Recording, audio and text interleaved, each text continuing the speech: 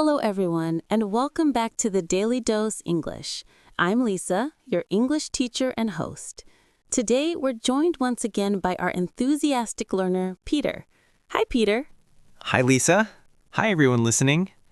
I'm so happy to be back for another episode. Great to have you here. So, Peter, today's topic is something that every English learner wonders about: how to learn English well. It sounds simple, but there's a lot to explore. Oh, yes. I think every student asks that question at some point. I've been studying English for years, but sometimes I still feel stuck. That's completely normal. Learning a language isn't just about grammar or vocabulary. It's also about habits, mindset, and daily practice. So let's talk about what really helps you learn English effectively. Sure. I think one of the hardest things is staying motivated. When you start, everything feels exciting. But after a few months, it gets harder to keep going. Absolutely. Motivation is like a flame. It burns bright at first, but if you don't feed it, it fades. So one key is to build discipline.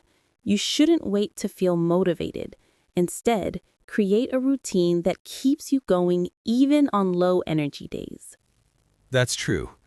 When I first started, I used to study for 2 or 3 hours straight, but then I got tired and stopped for weeks. Exactly. It's better to study a little every day than a lot once in a while. Even 20 or 30 minutes of consistent learning daily will take you much further than long but irregular sessions. So it's more about being consistent, right? Yes, consistency beats intensity. Think of it like brushing your teeth. You don't do it for 3 hours once a week, you do it a few minutes every day. Language learning works the same way. I like that example. But Lisa, sometimes I don't know what to study. There's grammar, listening, speaking, reading, writing. It's overwhelming. That's a very good point.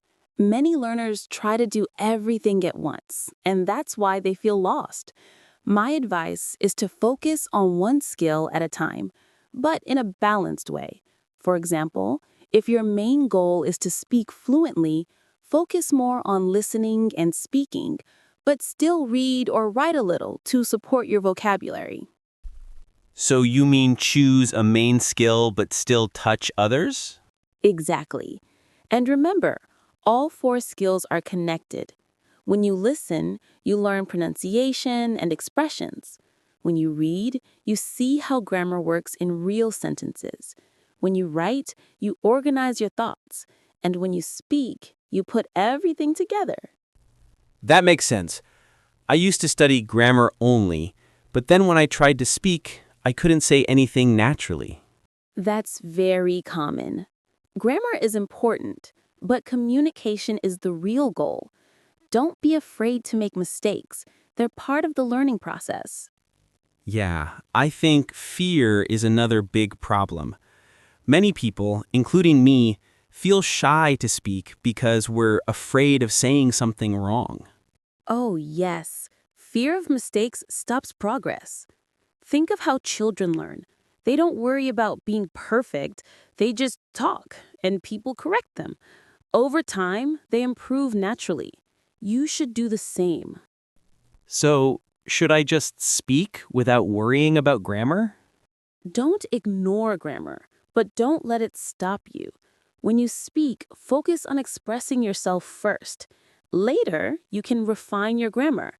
Communication first, perfection later. I like that. Communication first, perfection later. That's a good motto. That really is. Also, speaking practice doesn't have to be formal. You can talk to yourself, record your voice, or even think in English. Wait, think in English? How do you do that? It's easier than it sounds. For example, when you're cooking, you can say in your mind, "I'm cutting the vegetables," or "I'm boiling water." It helps you use English naturally in daily life. Oh, I've never tried that. I usually translate from my native language first. That's the key. Stop translating. Translation slows you down and makes your speech unnatural. Thinking directly in English trains your brain to use it like a native speaker. I'll definitely try that. What about vocabulary? I always forget new words after a few days. That's completely normal. To remember vocabulary, you have to use it. Don't just memorize lists, create sentences, use flashcards, or write short stories with those words. I tried flashcards before, but I got bored quickly. That's where creativity helps. Instead of plain flashcards, use spaced repetition apps like Anki or Quizlet. They remind you to review words just before you forget them. It's scientifically proven to help memory. I've heard about spaced repetition, but I didn't know it really works. It does. And one more tip, learn words in context. For example, instead of memorizing run, learn phrases like run a company, run away, or run out of time. That way, you understand how to use them naturally. That's clever. So context helps me use words properly. Exactly. Also, immerse yourself in English as much as possible. Listen to podcasts, watch movies, follow English YouTubers, or read news articles. But sometimes the content is too hard. I can't understand everything. That's okay. You don't have to understand every single word. Focus on the main idea first. As you listen more, your brain will start recognizing patterns in words automatically. I see. So the more exposure I get, the better I'll understand. Right. Exposure builds intuition. You'll start feeling what sounds right, even without memorizing rules. That's cool. I want to improve my speaking fluency too. What's the best way to practice if I don't have anyone to talk to? There are many options. You can find a language partner online, join conversation groups, or use speaking apps like HelloTalk, Tandem, or Speaky. Or, if you prefer privacy, record yourself speaking and listen back to notice your pronunciation or mistakes. Recording myself sounds a bit strange, but I think it could help. It really does. Many learners hate listening to their voice at first, but it's a great way to hear what others hear. You can track your progress over time too. I'll give it a try. What about pronunciation? Sometimes I can't pronounce certain sounds well. Pronunciation can be tricky, but practice makes perfect. Try listening carefully to native speakers. Imitate their rhythm, intonation, and stress patterns. You can use shadowing, where you repeat what you hear immediately after. Oh, like copying their speech in real time? Exactly. Shadowing improves pronunciation and fluency because it trains your mouth and brain together. That sounds challenging, but fun. It is. And remember, don't try to get rid of your accent completely. A slight accent is beautiful. It shows your identity. The goal is clarity, not perfection. I like that. I always thought having an accent was bad. Not at all. As long as people can understand you, you're communicating successfully. Thank you, Lisa. This conversation makes me feel more confident about learning English. I'm glad. Confidence grows with action. Keep practicing, keep making mistakes, and keep improving. I will. So, if I summarize, be consistent, focus on communication, think in English, learn in context, and don't fear mistakes. Perfect summary, Peter. You've captured the essence. I think I'm ready to apply all these tips.